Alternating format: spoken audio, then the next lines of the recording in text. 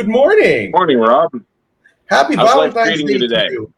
It's interesting. It's a wonderful Sunday evening here in Metro Manila. I've got my kids with me. Valentine's Day, unfortunately, was a bit of a downer because I was down with a horrible case of tonsillitis. I couldn't breathe. I couldn't talk, couldn't eat. My weight dropped 10 pounds. I was in bed for the wrong reasons for a whole week. So this delayed episode tonight is going to be our Valentine's Day special because a lot of people have been asking me, like, love magic. How do we make it happen? It's like, wait, do you get shit like this all the time? You know, I used to get that all the time at Ancient Ways, and my Valentine's Day was not.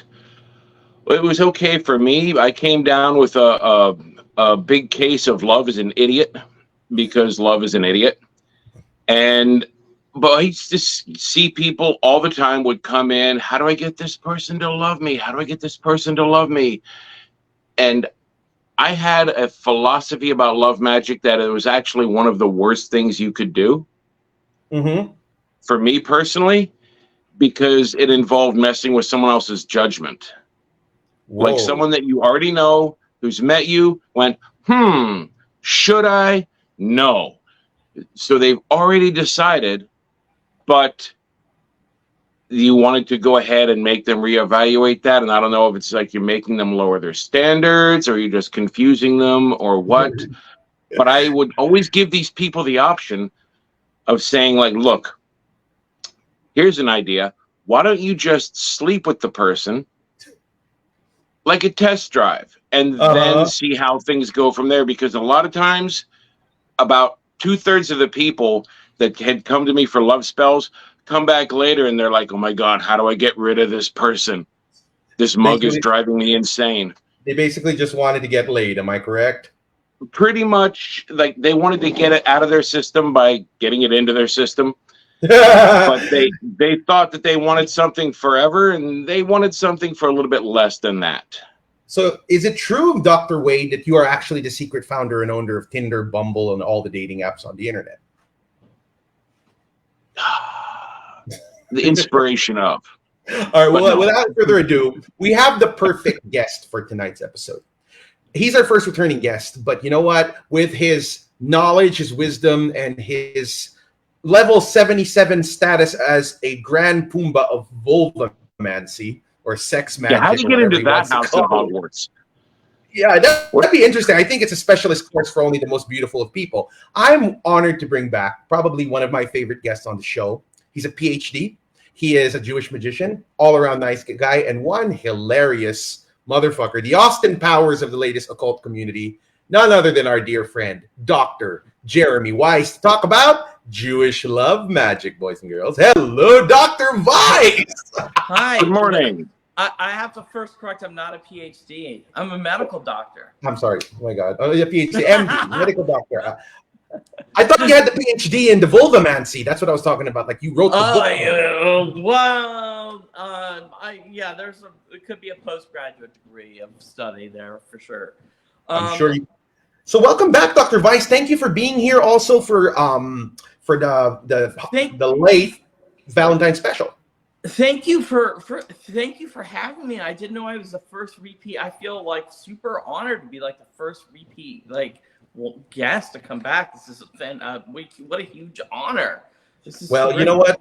You really knocked it out of the park, and it was perfect. Like Wade and I were talking, let's do something for Valentine's Day. Now, we could have had Lon, but Lon would probably be like, well, I've been with one girl for the longest time now. So like, well, we want somebody like a lot of people keep asking, oh, you guys are mages, you practice magic. I got a crush on this girl, or how do I know if this person's my twin flame or my soulmate? And I'm like, oh God, I am not equipped to handle this, and Wade doesn't have enough hair on the top of his head to lose anymore. So why not the vulvamancer? Let's call him out. Vulvamancer. Okay, so let me. Okay, so let's back up for a second.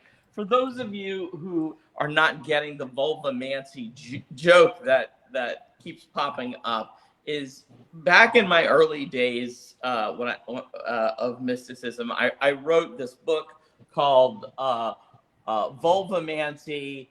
A guide to yoni divination and magic, and it is essentially about vulvic sex magic and body readings and character readings, and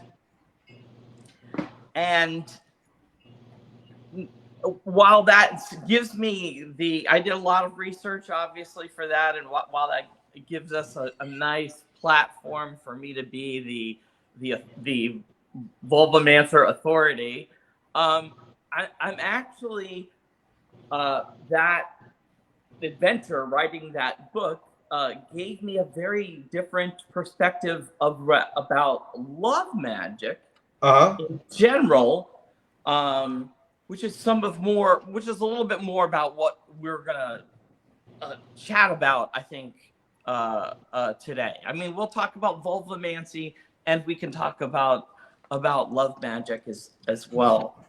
All right. So tell me about it. Like in the Jewish magic tradition, Dr. Weiss, how does love magic work there? Because if you came from my point of view, or probably Wade's point of view, we would say, oh, we're dealing with the energies of Venus, we're dealing with the energies of Eros, or we're going to be summoning spirits of the Fae and stuff like that. It's very ceremonial for me. I don't know how they do it as a Thelemite. I'm not a Thelemite. But from the Jewish tradition, how rich does it go with these practices?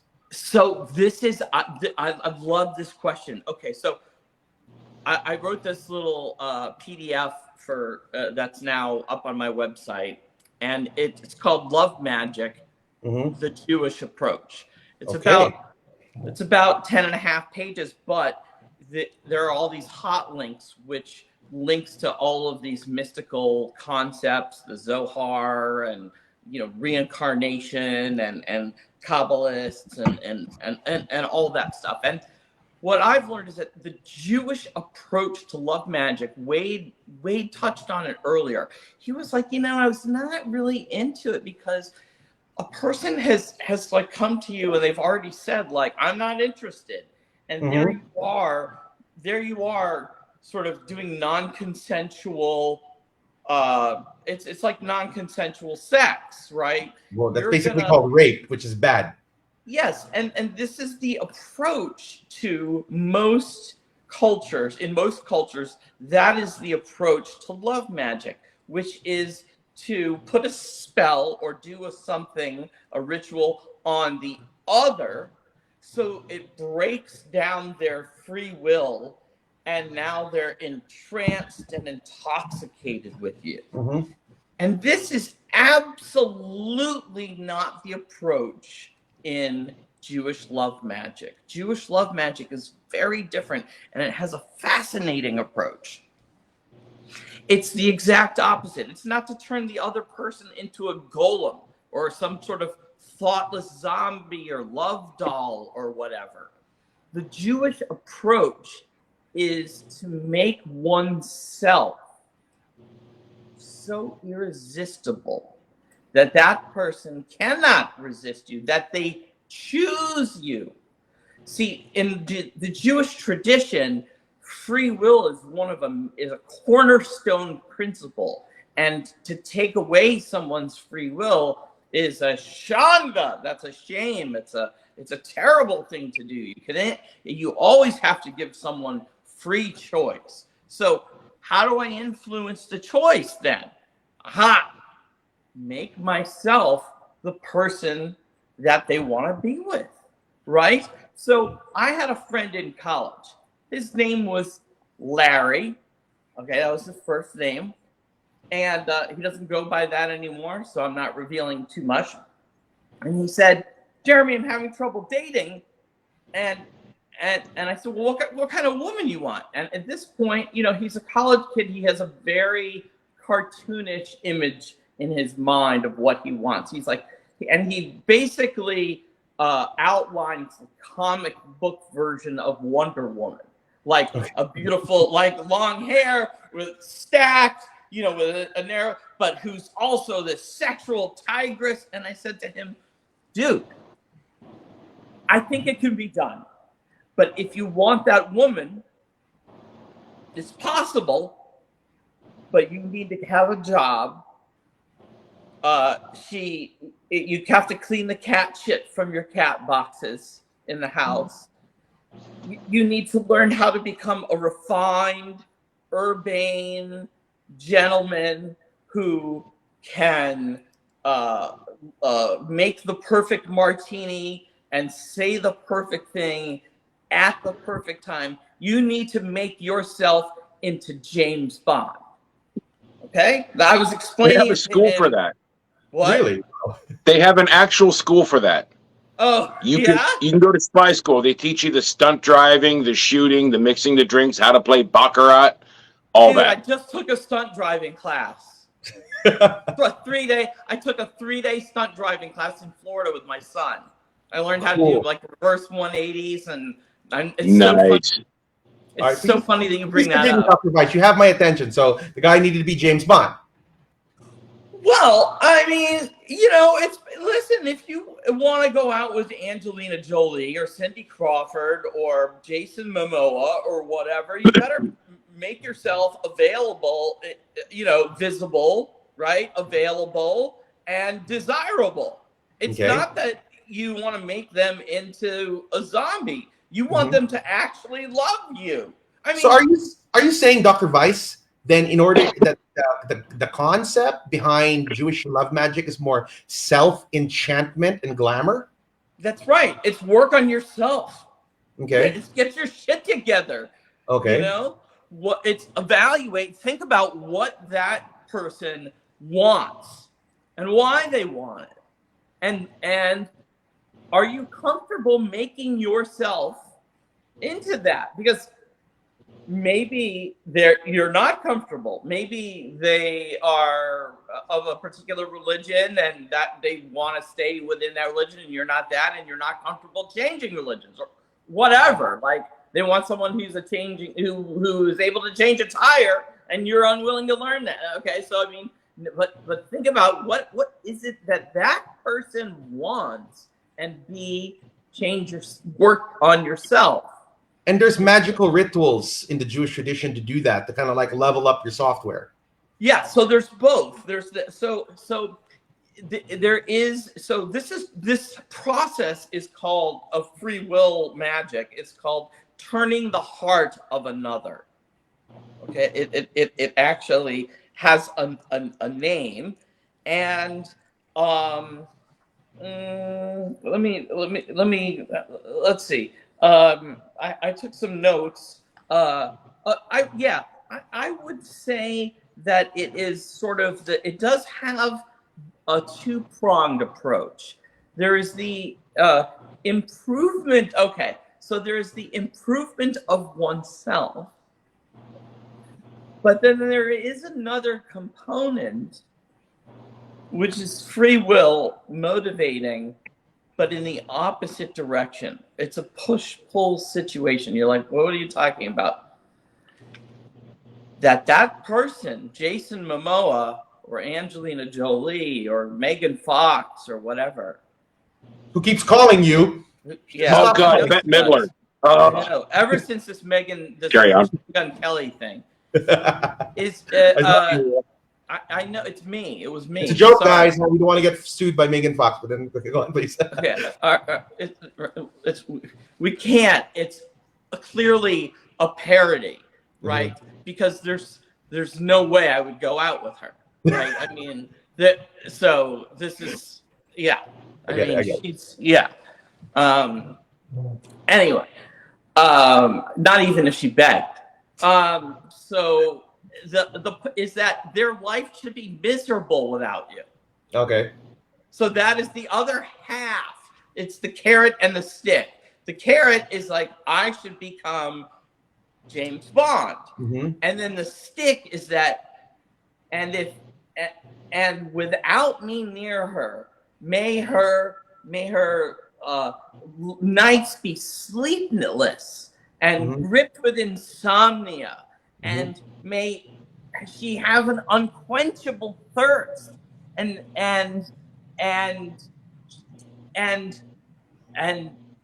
may the air around her stink with noxious smells.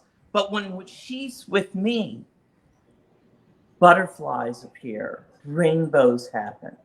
Whoa. Okay? Wait, I have a want question. this to. So the first part of the working, which is the turning of the heart, is about making you desirable. Have you ever seen this movie with Bradley Cooper called Limitless? No. Okay, it's basically about this washed up writer, Bradley Cooper, and there's this neurotropic pill that when he takes it, it just basically, you got to watch this, Doc, supercharges him, makes him the Super Saiyan version of himself. He can learn languages in days. He can trade. His mind doesn't get tired. He's just like fully optimized, highest potential version of himself.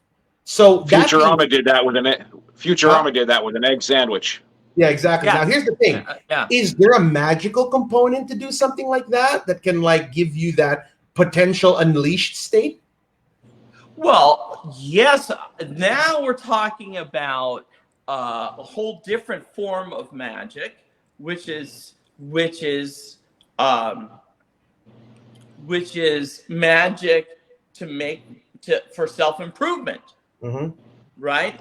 And there is Jewish magic for self-improvement, such as making yourself, have a better memory, making yourself. There's actually in the Book of Abramelin, there's actually a spell to receive books of knowledge and science, which is awesome.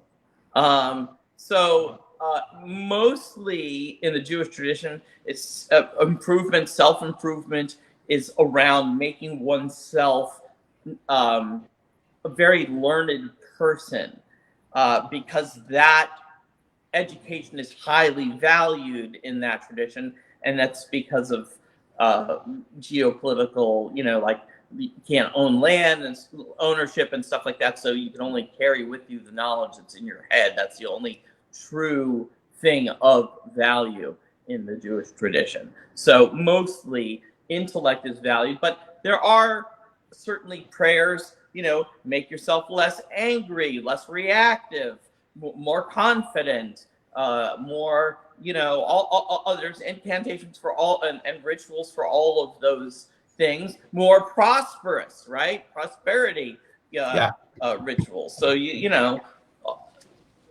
it's an integrated phenomenon, but the Jewish path is like, get your shit together and work on yourself. So talk to us about this turning of the heart. Is this an actual established working? And please explain to us how you would go about performing this in Jewish magic, is turning of the heart. Do you mean like what are the tools of Jewish magic? Are there rituals, spells, prayers, meditations? I mean, like from the magical aspect. So Jewish magic is mostly logocentric in nature, and so therefore it involves either saying certain words of power, or writing certain words and words of power. So but that's not the only, but they use less materia magica, and it's mostly word magic. Okay, so what are the questions you got? Now, going back to it, from your own perspective, tell us about your story. Have you ever performed any of these Jewish love magic rituals, and how has it worked for your life? I'm just curious to hear about that. Like you were talking to me earlier about this talk you gave, and you met someone, and happily ever after. Maybe you want to share a bit on that one and how that turned out. Well, I can. It's interesting. Let's share a few observations. There's a few observations I would like to share.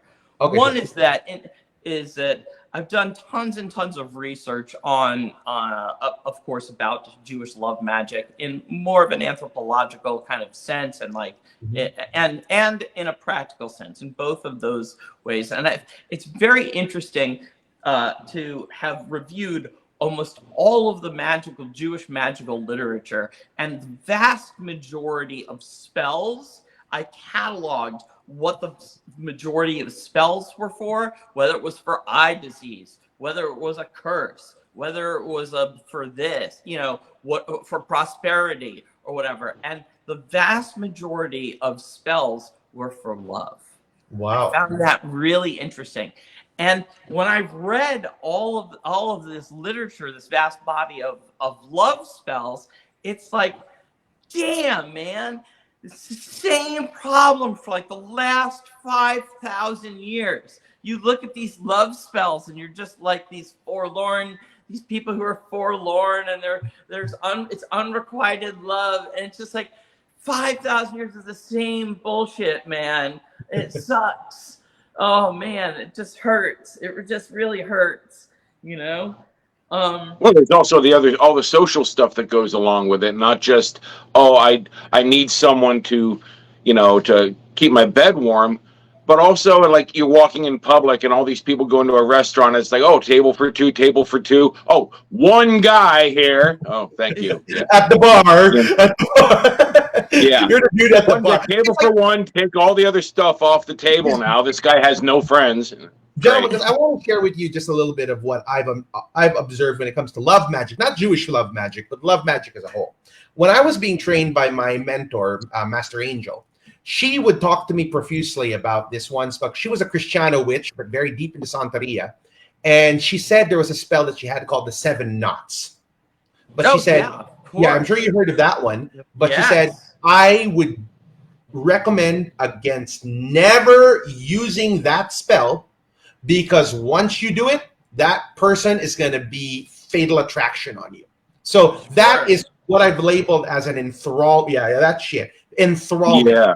That's basically pardon for using this word, internet, you're raping them of their free will and enthralling them to you. However, that's what I was talking about earlier. I mean, exactly. I'm a huge fan of things that are not rape. And that's why, like a lot of love magic, no way. Now, always caution people against.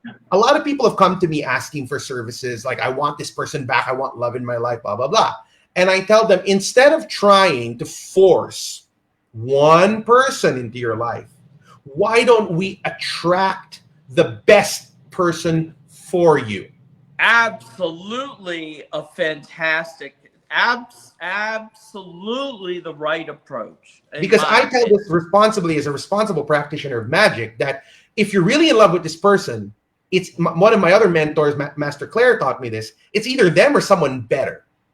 And if you get someone worse, that's on you. You chose to settle for worse, okay? So if you're manifesting or trying to do magic to bring love into your life, then you let the universe say, well, how about this person?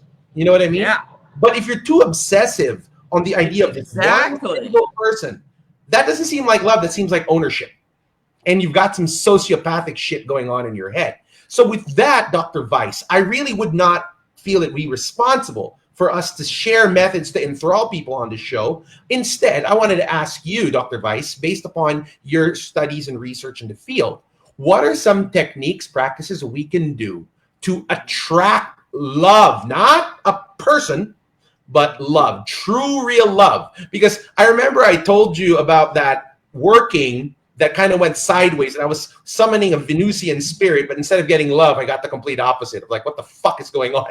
Okay. So in that case, I'm very curious to hear what the good Dr. Livingston here would say. Well, maybe you did this wrong. Maybe you worked with that kind of person. And it was what brought to my attention was the people I was working with did not exactly have the most ideal love lives to them. So that could have contaminated it. So in your case, what can we do to bring love into our lives? Okay. So I'm going to answer 2 questions. I'm going to answer you, and so someone put a pin in it and help me remember the second thing. The first is your question, which is how can I bring in the right person and attract love into my life? Mm-hmm. And then I'm going to ask, like, Wade, I'm asking you to remember this now. You put this pin in. The question is, write it down so that I don't forget. What your audience wants to know, which is, how do I get that person? Okay. All right. I've got a person in mind. I'm going to give them a spell for that too. Okay. I'll give them a spell for both. Okay. Right? Good luck to that one. All right. So the first one is written up in great detail in the PDF. Ebook that's on my website, and it's also in my blog, and part of it is for free. I call it the Bashert spell. And there's a concept in Judaism. There's several concepts. One is that of Bashert. Bashert means your preordained destiny. Okay, that is the person that is for you. In other cultures, it might be your twin flame, or other. But this is like when you find the perfect pair of jeans to fit make your ass look just fantastic. It was Bashert, and so like your better half is your destiny, your preordained person. Okay. The other concept that you have to know is that the Jewish people believe that over the Sabbath, from a certain time period, you get a second soul. And the second soul is written in Genesis, I think 126. The soul enters through the nose, and you breathe in life. This is why you breathe on dice to blow into it, or you breathe on a mojo bag, which is to blow life into it. And it's because this soul comes in through your and leaves through your nose. Thankfully, not through your butt, because we have a whole different. This is also why people say God casinos bless are gross you enough. Having them dice. I ain't gonna touch those. But this is also why people say God bless you after you sneeze, because the soul, they're worried the soul is escaping through their nose, and it's a counter spell. And I also go into that on my blog. But all right, so at any rate, during this time period, okay, you can take in another soul, and I use. There's also at that time period in Jewish Magic a time to breathe in certain spices. Okay, these are called besamim spices. Okay, and they made their way into hoodoo as money herbs. Actually, they're the same as money herbs. Now, but besamim spices, every family has their own mixture, and you can add in to your besamim spices, okay, incense that represents the qualities of the person that you're looking to attract. So if you want to attract a romantic person, you want to put rose petals in. If you want to attract a pious and ethical person, then you might want to put frankincense and myrrh in. If you want to attract, say, a brave person, like yarrow and nettle would be good. Let's say you want to attract a peppy person with lots of energy. You might want to put coffee. Now, you can't put just all these things in, right? Because you end up with what smells like your garbage can, right? So because some smells don't really go together, right? Coffee doesn't, might go well with chocolate, but it might go well, chocolate might go well with ginger, but nobody really puts ginger in their coffee. Yeah. You know what I mean? So you have to get the right blend, and each week you can think about what it is that you really want, and during the ritual, you're gonna take in this smell, the smell of your bashert as your second soulmate,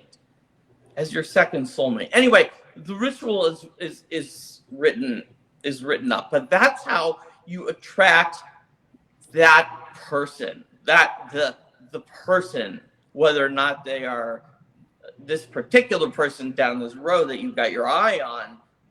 That's different, So it's kind of like when they have the bloodhound and they give them the guy's sock. Yeah. They're like, here, go find this. Yeah, right. Yes, right. So basically what you just shared with us right now, this technique, is meant to attract the more ideal individual for you. And this is available on your ebook, in which, once again, I'll show it on the stream. It's here on templeofmiriam.com in the shop. Just look for Love Magic, the Jewish Approach, and it can be purchased for less than $2. Really worth it. If you ask me, you should add a zero to that. It's really worth it with all the expertise. So do you need any special ingredients for this aside from that? It's like, in other words, you're making kind of like a puppet of the person you want, but like for that particular incense, it's like, example, if you wanted to, like if I wanted to manifest or to bring in a female, a girlfriend or a lover that would be a female co-host for Magic.tv, what kind of incense would I put into that? Well, let's talk about the qualities that you would want for a third person, right? You know, someone who would be do you want someone who's vivacious, or do you want someone laid back? If you want someone who's laid back, maybe you're gonna use, you know, valerian, or you know, maybe you want someone who is a little bit silly, so you use poppy seeds. Or let's say I wanted somebody who was, you know, occult inclined, definitely, who was eloquent but sexy but faithful and dedicated. Okay, faithful and dedicated. I would probably use frankincense and myrrh, ethics, and what you said, sexy. That could be ginger, red pepper, depending. It could be clove. Okay, and what was the other thing you said? I would say faithful, dedicated, into the occult, spiritual, or intuitive. Spiritual, again, I would just stick with frankincense and myrrh, so you don't have to make it too complicated. That's like killing a whole bunch of birds with one stone. So it really pays to know your magical scent correspondences in this exercise. Am I correct? Yes, yeah. And there is a sigil that I use, which is the Hebrew word for bashert, and you sprinkle it on your incense in that form on a table, and there's a way of lighting 2 candles with you take 2 long candles, and the way that you light them, each candles in the Jewish tradition represent your soul. Okay, and when you see, I don't know if you've ever seen pictures of maybe very Orthodox people, and they're praying and they're going back and forth like this. And the reason that they're doing that's called shuckling. And the reason that they're doing that is they feel that the soul is literally vibrating in a way that's going back and forth like a candle flame, and echoing, but resonating with the divine. Okay, it's like seething. Pardon? It's almost like seething, right? Where, you know, that movement you make when you have a spirit inside of you, you're like moving. I would say it's analogous, right? And so that's fascinating. That's actually the way it feels just before, like if you're astrally projecting, that's the way it feels just before you slip out. Like you feel yourself moving, but your body isn't.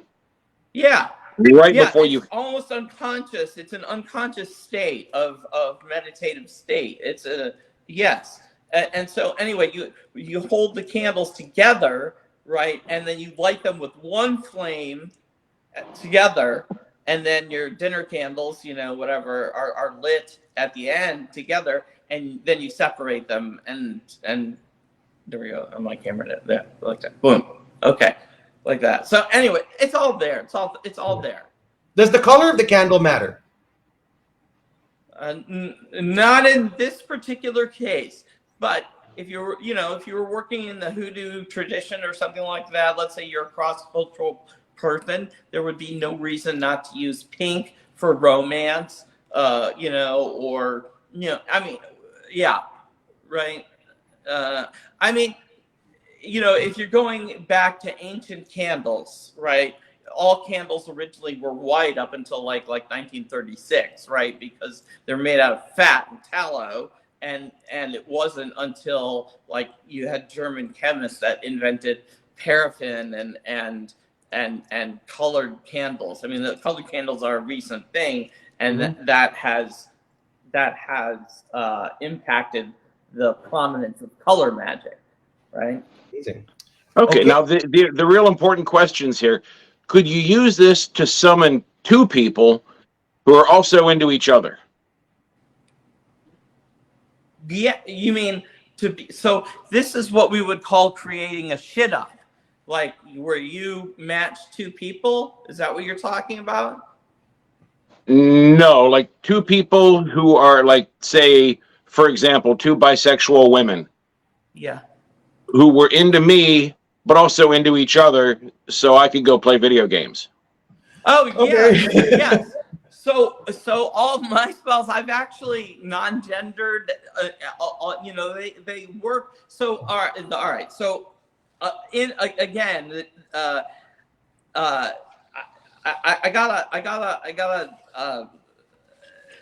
wrote this down. So let me explain. In the Jewish tradition, okay,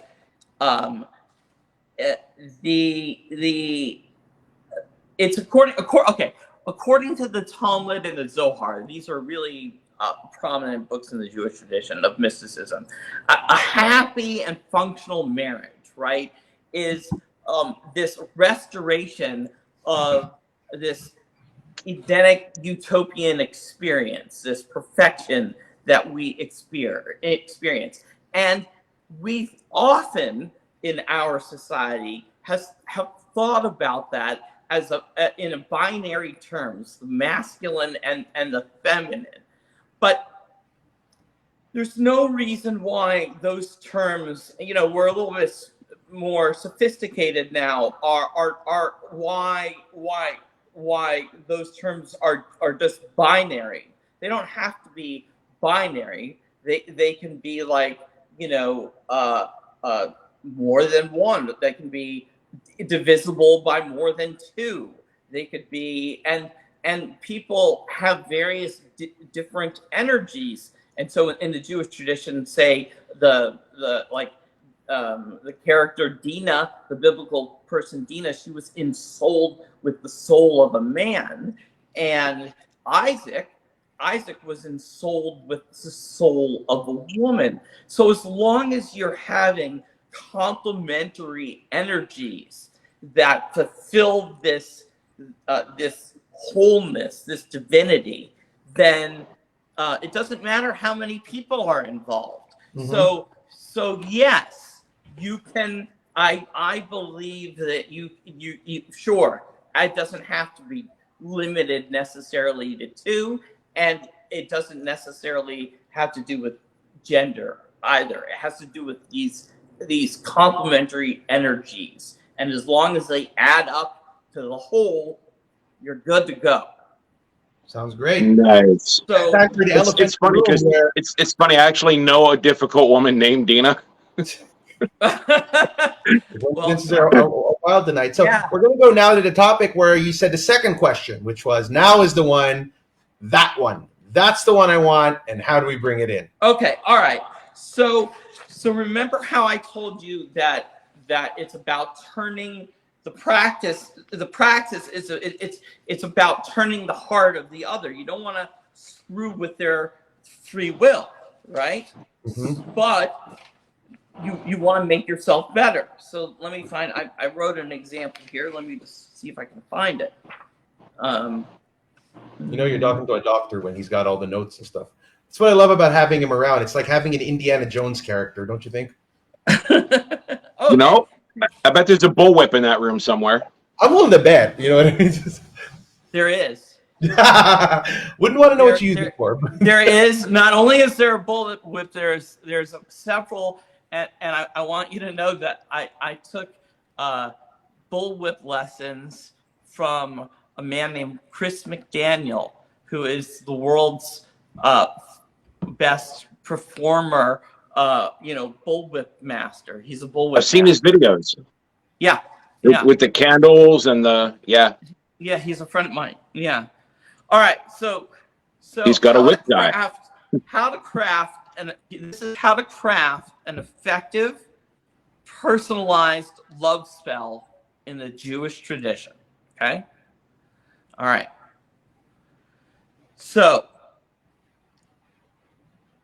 the words, there are magic words to say in the Jewish tradition, and these words help tune you into the divine.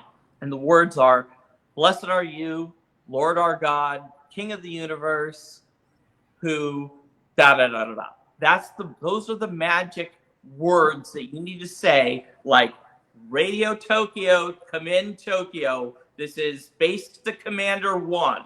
Okay? Base to Commander 1, Are you listening? Yes or no? Okay. So this is a magic incantation of words of power, and it starts off, "Blessed are you, Lord our God, King of the universe, who," and now you've got your connection to the divine. He's Does it have to listening. be in English or Jewish or Hebrew? Well, yes, it should be in Hebrew. So I'm doing it in English, but in theory, if you want to be in strict Jewish tradition, you should. Those words are Baruch atah Adonai Eloheinu melech haolam.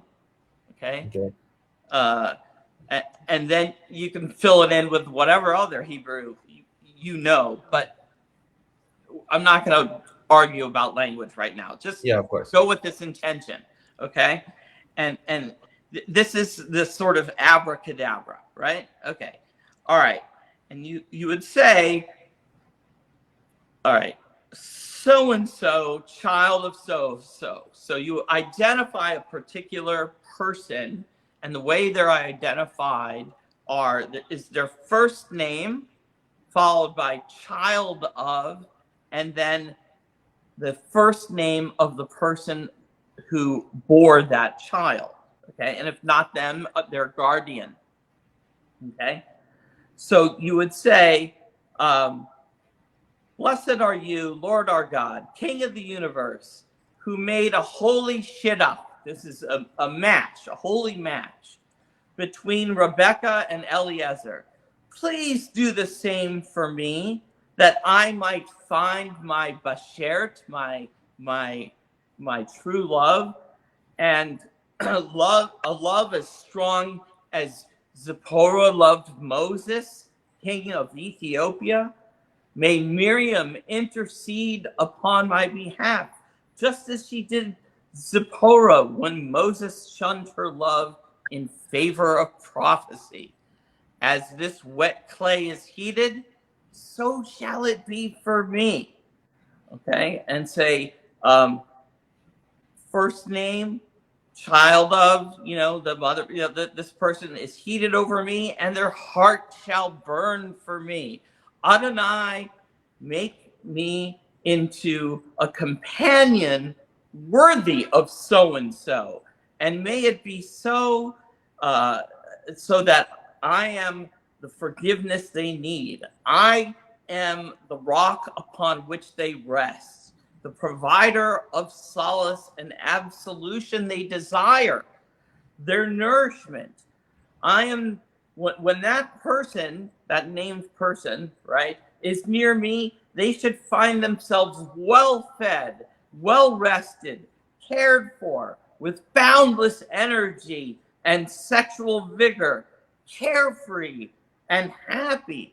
And when that person, is away, may they have nightmares, experience unquenchable thirst, hunger, impotence, and unfulfillable longing. Amen. Amen. Salah. And then you take a piece of clay, wet clay, and you toss it into the fire. And as the clay solidifies, your words solidify. That's Isaiah 55:11, right? Which is also abracadabra. May the words that I speak manifest as reality, right? So you're saying, abracadabra, may all this shit happen, right?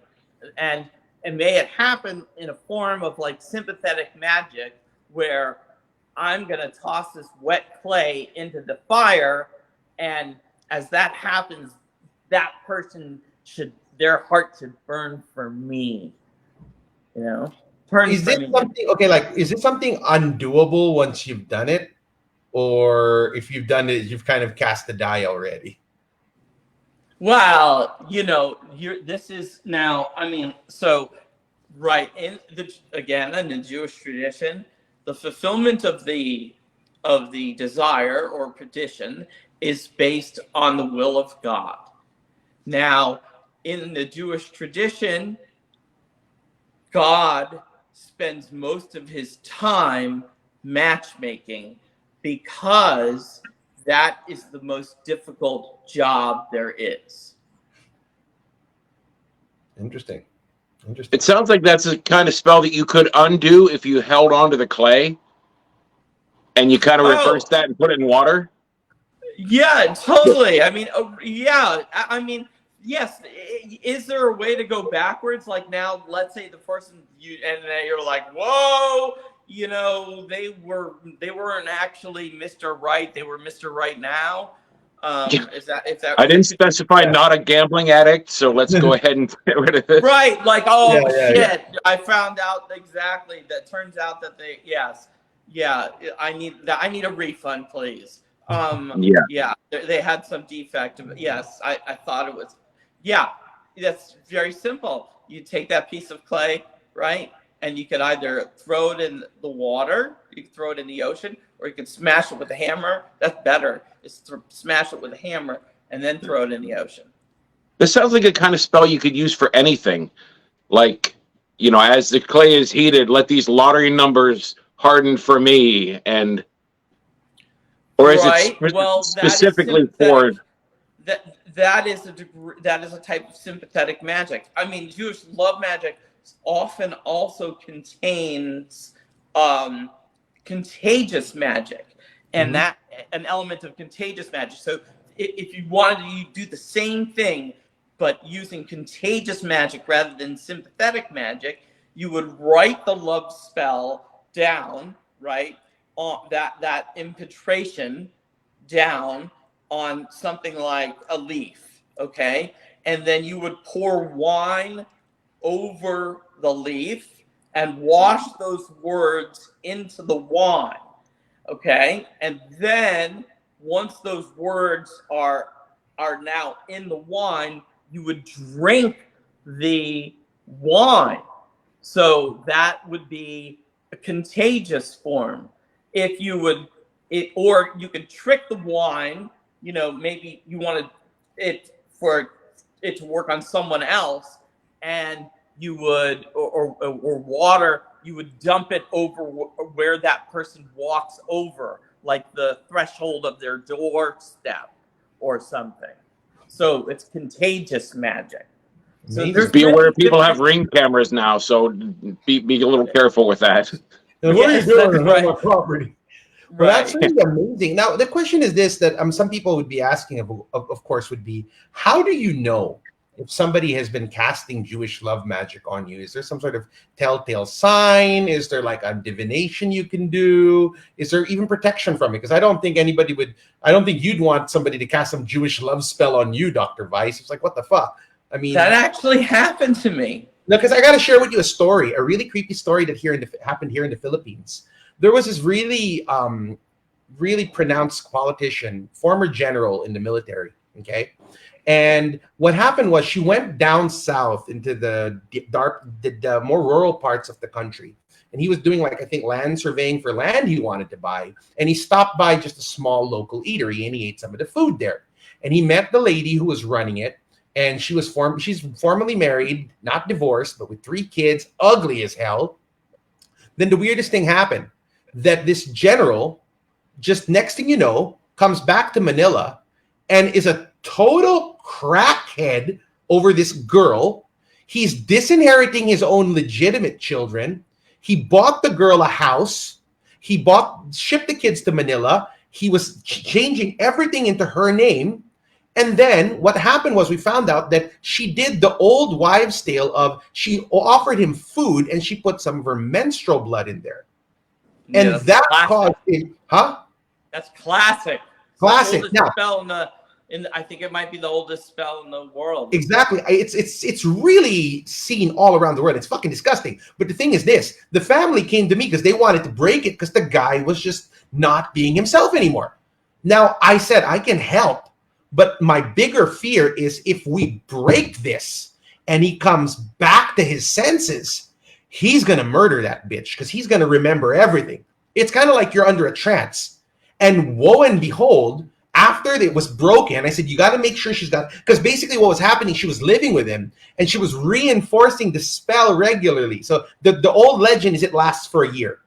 If she doesn't reinforce it, it doesn't reset. and he comes back to his senses. She was regularly reinforcing it while milking him of everything, keeping him locked in a condo alone, detaching him from his family. The wife, the former wife, the kids, they were coming to me crying. They said, this is beyond belief. And then what happened, I said, listen, we can break this if you can isolate him from the girl. Do you have any political connections to do that? The government, and they were able to do that. Then eventually, when we started doing the work to counter the magic, when he did come to his senses, I already told him in advance, you got to hide that woman because she's going to she's going to die. He's going to want to kill her. They actually had to get her and the kids out of the country because up to now, this general is pissed. Imagine how you'd feel if somebody did that to you and you've abandoned like they drugged you with something and you abandon your loved ones, you give them your life savings and stuff. And now this girl is hiding in another country on her own with her other 3 kids because if she comes back here, she's a goner. Because these guys are really from a really affluent family. So from your point of view, is there any kind of protection you can do from these kind of things? Because this can really ruin someone. I mean, yes. It's not that your spellcraft. I mean, you can't anticipate every single scenario, and so this is why it's probably a better approach to just ask for the right person rather than that person. Yeah. You know what I mean? Now, so I'm coming from the angle of how do you protect yourself from it being done to you? So it's hard, right? You have to get a feeling. I had the same thing happen to myself where I got the feeling that someone I knew who was a well-respected practitioner was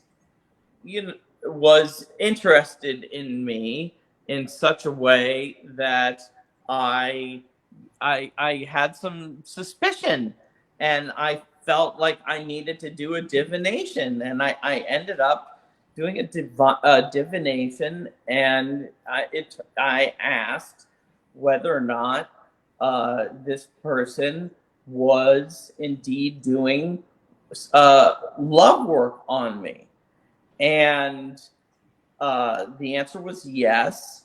Mm-hmm. And I went to that person straight up and I said, I believe that you are doing love work on me. Is it true? And they confessed. They were very embarrassed. And they, realized that what they were doing was the type of love magic which was unethical. So I protected myself by finding my healthy boundaries, identifying the person, identifying the behavior, and communicating that this is unwanted behavior. I then had to go to, we were both part of a professional organization, and they changed the rules to allow, to forbid members from doing magic on each other of any type, unless without full consent. It's forbidden in that group. It ended up changing rules. It's kind of sick how some people go, and it's so funny because that spell I was telling you about, or that instance where that general, I've done studies about, and like you said, it's a tale as old as time. It's been done all around the world, south in Louisiana, it's done in Africa. There's something in common with it, and people said that it originally dates back to biblical times, that after Cain was exiled from the garden, he met a crone who made her drink his blood 3 times, and he was enthralled by her.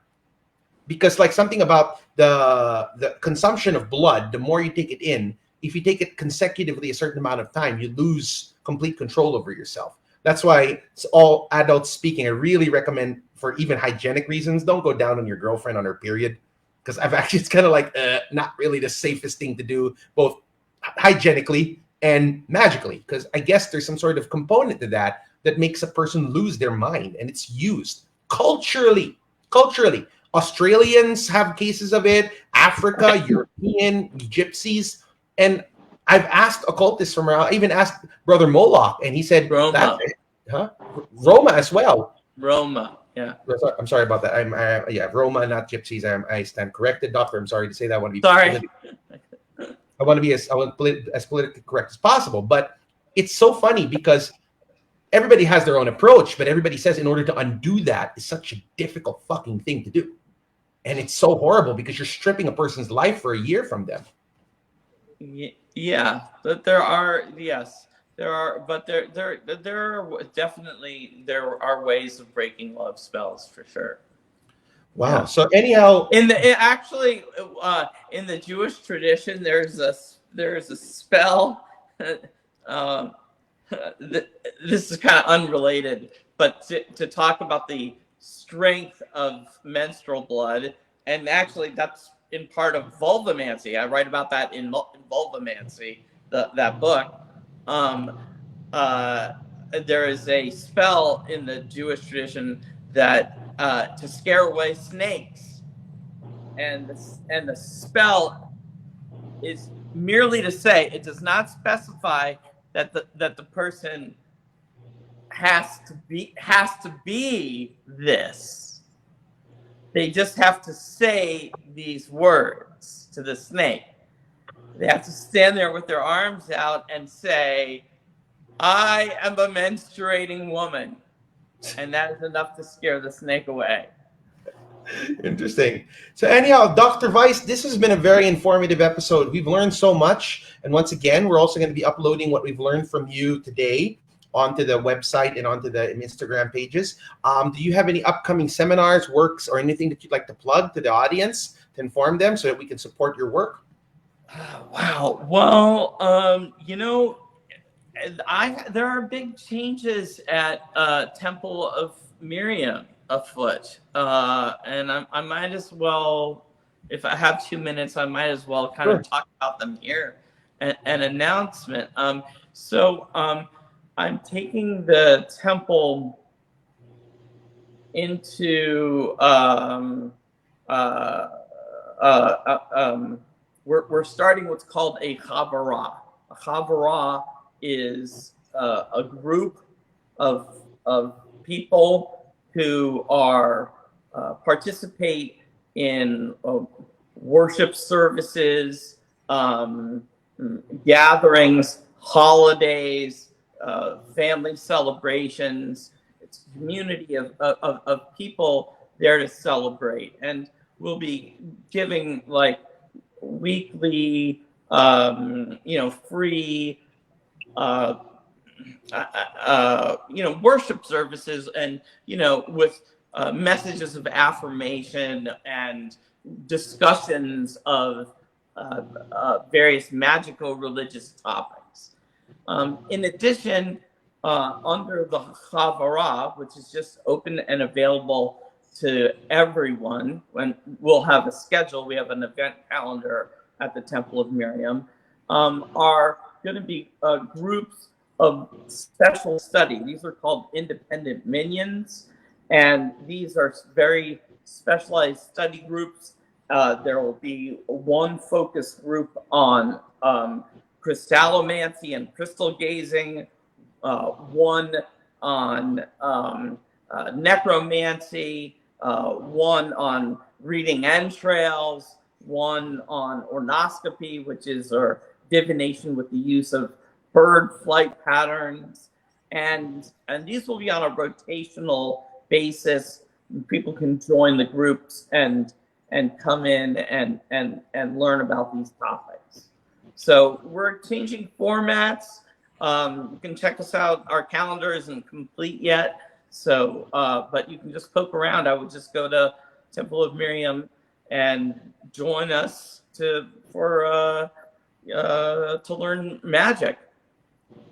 Wonderful, wonderful. So once again, Dr. Weiss, thank you very much for your time and for making time for us, and welcome back to the show. This will not be the last time, because the next time we are going to talk to you, we're going to talk about a topic that's going to make me and Wade really have a lot of fun. First thing I'm just going to give a teaser about it. And here's a teaser. We're going to talk about the pulsa dinora and how it works. We're going to talk about the attack side, the masculine side, the war side of Jewish magic. And you do know what the pulsa dinora is, right? Yeah, so that's what he knows, of course. Yeah. So basically, we're going to be talking. You want to give him a teaser of what the pulsa dinora is, Doctor? It's a Jewish curse that all of the angels of wrath are involved, and the person gets every horrible thing that ever happened in the Bible happened to them. Basically, they even said that they felt that one prime minister of Israel was actually casted with the pulsa dinora. So we want to talk about the dark arts of Jewish magic. So yeah, we're going to be talking about the Dybbuk boxes, all the stuff that everybody else wanted to ask about. Saying, hey, wait, when I told people Dr. Jeremy Weiss is coming on, then aside from the love aspects, like, is he going to talk about Dybbuk boxes? I'm like, oh God, let's not mix these two. So we're going to dedicate an episode to this. It's probably going to be around my birthday, or probably maybe again in season 2, or definitely in season 3. But this is what we're going to talk about, and I hope that's okay for you to talk about it, because if it's one guy I'd like to ask, it's really you. I'm thrilled. I'm thrilled that you had to be on Magic TV and chat with you guys, and it's always a pleasure having you. It's always an honor. All right, so Dr. Weiss, don't go anywhere. We're going to wrap up the show. I'll just cut us off, and then we're just going to speak freely behind the curtain. So thank you very much, everyone, for tuning in. And thank you so much for having me. Thank you all. Stay tuned for any updates. Don't go anywhere, gentlemen. See you in a bit. Blessings.